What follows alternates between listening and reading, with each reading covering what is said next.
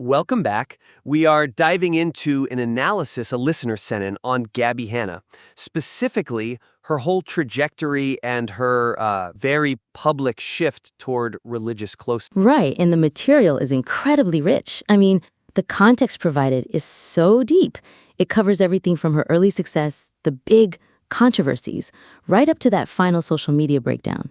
Okay, let's jump right in then. The first thing that really stands out is an opportunity to rebalance the focus of the whole piece. It needs to genuinely analyze the religious closeness part, not just recount the drama that led up. Yeah, and the context is good. Don't get me wrong, the write-up does a great job detailing the whole timeline. Vine, YouTube, the Jessi Smile stuff, the Exposé series, and that 2022 TikTok bender. Totally. But all that context, it takes up too much real estate, you know? So the weakness is that the religious turn, which is the whole point of the paper, it almost feels like an afterthought. Exactly. It's positioned like an epilogue. The analysis even implies it's just an exit strategy, saying she now had, nothing else to share. Which might be part of it, but it's not the full analysis. Right. So the suggestion is to we'll shift that ratio. Use all those breakdown elements, the mental health crisis and the unhinged behavior, but keep them concise. Just as context. Exactly. Use them as the root causes and then dedicate the real analytical weight to her new faith-based content, the messaging, how people received it, all of that.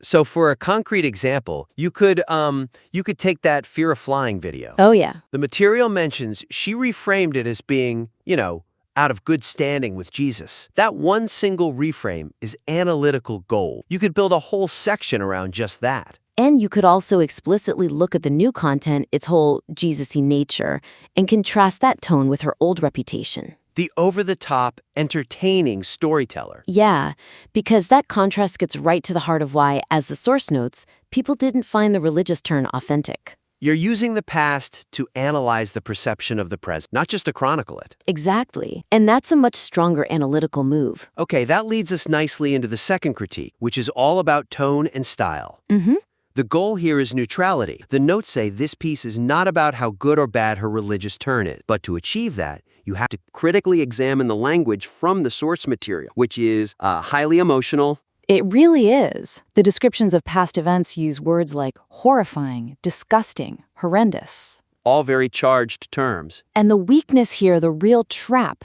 is if the analysis just passively adopts that tone. If you just state that the exposed series was horrendous, you've lost your objectivity. The whole piece becomes a condemnation, not an examination. Right. So the suggestion is to explicitly acknowledge that emotional context, but then to immediately step back. How so? You analyze how that history shapes the current public perception of her new religious persona. You become an observer of the reaction, not a judge of the original action. Okay, so let's apply that. The Jessi Smiles situation. Instead of just saying it was a horrifying thing to do, Right. You analyze the decision. You ask, why did Gabbie Hanna think releasing private audio was a viable career move? What does that tell us about her? Yes. And then you can contrast that compulsive need she had for the last word with her current messaging about peace and spirituality.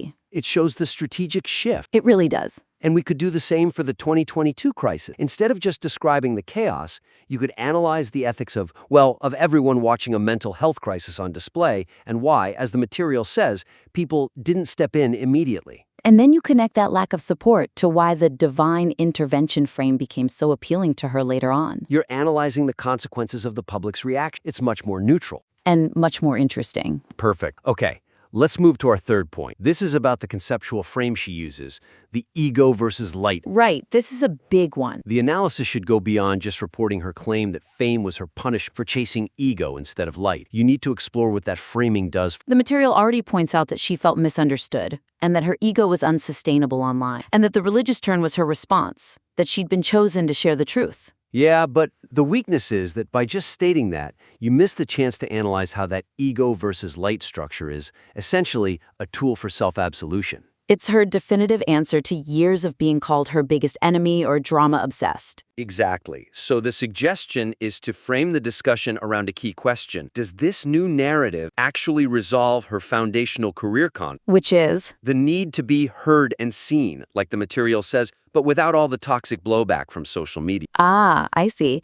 So does the faith-based content satisfy that same underlying need for validation? Precisely. And a concrete way to get at this is to compare the patterns. The old pattern was, start drama, then release a new song, like clockwork. Right. The new pattern is posting faith-based content. So the core question is, does this new medium successfully redirect your need for visibility into something safer? That's a great question. Is she actually solving the psychological need or just rerouting it? Exact. And there's one more layer. The material notes she moved out of LA and stopped posting regularly in 2023. So you have to analyze that. Is the lack of constant engagement, the distance, the actual key to her finding peace rather than the religious content itself? Oh, that's a fantastic point. Maybe the successful variable wasn't adding light, but removing the spotlight. Yes! Comparing those two possibilities, the faith content versus just disengaging, that would make the analysis so much more sophisticated. It forces you to weigh the internal claims against the external environmental factors. That's what elevates it from a summary to a real piece of media analysis. Okay, great. So let's just do a quick wrap-up. We've got 3 core areas for improvement. First, rebalancing the whole piece. Less time on the breakdown timeline, more deep analysis of the religious closeness itself. Right. Second, actively manage that emotional language from the sources to keep the tone neutral. That means analyzing the function of the drama, not just agreeing it was bad. And third, treat her ego versus light narrative as a strategic framework, a tool that helps resolve her career-long conflicts around validation and visibility. The material you submitted is already so strong and clearly well-researched. You obviously know this subject inside and out. Absolutely. And strengthening the structure and being more intentional with the tone, that's what's going to maximize the impact of the final piece. We are genuinely excited to see the next version of it. Please feel free to make these changes and send it back our way for another look. We look forward to